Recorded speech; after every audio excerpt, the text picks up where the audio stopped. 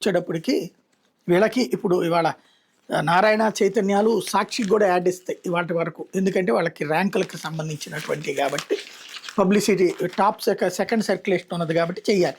లేకపోతే 3 పేపర్లు వచ్చేటప్పటికి అన్ని అడ్వర్టైజ్మెంట్తో ఫ్రంట్ పేజీ, అసలు ఫ్రంట్ పేజీ మధ్య పేజీలోకి వచ్చింది చూడండి. ఇది ప్రస్తుతం వీళ్ళ ప్రింటింగ్ మీడియాల వ్యవహారం. చంద్రబాబు సర్కార్పై సమరబేరి, డిఎస్ అక్రమాలపై కథం దొక్కిన యువగళం, ఉపాధ్యాయ అభ్యర్థుల ఒక్కపిడికిలి, వైఎస్ఆర్సీపీ అభ్యర్థులను కలెక్టరేట్ల ముట్టడి, వినూత్న ప్రదర్శనతో దద్దరిల్లిన రాష్ట్రం, అక్రమాలపై సిబిఐ విచారణ జరిపించాలని డిమాండ్, మంత్రి లోకేష్ రాజీనామా చేయాలని యువగర్జన, పేపర్ లీక్, స్పోర్ట్స్ కోటాలో పోస్టులు అమ్ముకోవడంపై ఆగ్రహం అన్నటువంటిది హైలైట్ చేశారు. ఇందులో స్టూడెంట్స్ ఎవరైనా కనబడుతున్నారు ఈ ఫోటోలో?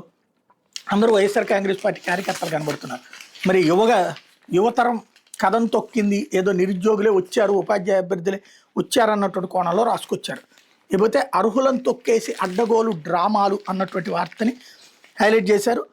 డిఎస్సి ముగిసిన తర్వాత స్పోర్ట్స్ కోటా 3% హారిజెంటల్ రిజర్వేషన్ జీవోని ఎందుకు సవరించారు, మళ్ళీ రాత పరీక్షను ఎందుకు తప్పనిసరి చేశారు, క్రీడా సర్టిఫికేట్ డిగ్రీల జెన్యూనిటీ ఎలా పరిశీలించారని మీడియా నిన్న స్పెషల్ సిఎస్ శాప్ ఎండీని ప్రశ్నిస్తే, ప్రభుత్వానికి పాలసీలు పర్మనెంట్గా ఉండవు, క్రీడా పాలసీ కూడా అంతే, క్షేత్రస్థాయిలో ఫీడ్బ్యాక్ని బట్టి పాలసీ మారిపోతుంది, అప్పటి పాలసీ ప్రకారం రాత పరీక్ష లేకుండా ఉద్యోగాలు ఇచ్చాం, కొన్నిసార్లు చట్టాలకు అనుగుణంగా ఉద్యోగ నియామకాలు చేపట్టాలి, శాప్లో ప్రత్యేక స్క్రూటినీ బృందాలు పెట్టి ఆ తర్వాత స్క్రీనింగ్ కమిటీ ద్వారా 1:5 నిష్పత్తుల జాబితా తయారు చేసాం, వాటిని వారం రోజులు వెబ్సైట్లో పెట్టి అభ్యంతరాలు స్వీకరించిన తర్వాత తుది జాబితా సిద్ధం చేసాం, 421 పోస్టులు కానీ 382 పోస్టులు భర్తీ చేసాం, క్రీడా సంఘాలు ఫెడరేషన్ నుంచి జెన్యూనిటీ సర్టిఫికేట్ తీసుకొచ్చాం, స్క్రూటినీ కమిటీలో ఆయా వర్టికల్ అధికారులు పరిశీలించి ఓకే చేశారన్నటువంటి వార్తని హైలైట్ చేశారు.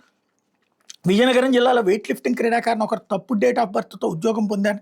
ప్రభుత్వానికి ఆధారాలతో సహా ఫిర్యాదు చేస్తే ఏం చేశారు? గతంలో పోస్టల్ శాఖ ఆమెకు ఉద్యోగం ఇవ్వడానికి నిరాకరించింది కదా, పోలీసులు సైతం ఆమె తప్పుడు జనం ధృవీకరణ పత్రాలతో మోసం చేసినట్టు ధృవీకరించారు కదంటే.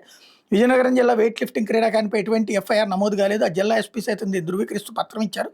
సదరు క్రీడాకారి నేషనల్ గేమ్స్లో కాంస్య పథకం సాధించారు. ఆమె 25/1992 డేట్ ఆఫ్ బర్త్తో క్రీడల్లో పాల్గొంది. ఆమె స్కూల్లో డేట్ ఆఫ్ బర్త్ కూడా అదే. మేము క్రీడా సంఘాల ఫెడరేషన్ నుంచి సైతం జెన్యూనిటీ తీసుకున్నాం అని చెప్పారు.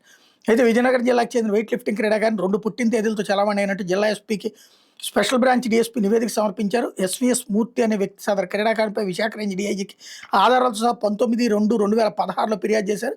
దీని మీద డిఐజీ ఆదేశాలతో విజయనగరం ఎస్పీ విచారణ చేపట్టారు. విచారణ చేసి స్పెషల్ బ్రాంచ్ అధికారులు 8/4/2016 సదరు క్రీడాకారులు 25/1992, 10/5/1993 డేట్ ఆఫ్ బర్త్లతో చలామణి అయినట్టు ధృవీకరిస్తూ నివేదిక సమర్పించారు. తొలుత 10/5/1993 పుట్టిన తేదీతో 10/11/2010 పాస్పోర్ట్ పొందగా, తర్వాత 6/8/2015 5,000 జరిమానా చెల్లించి పుట్టిన తేదీ 25/1992తో కొత్త పాస్పోర్ట్ పొందినట్టు వెల్లడించారన్నటువంటి వార్తని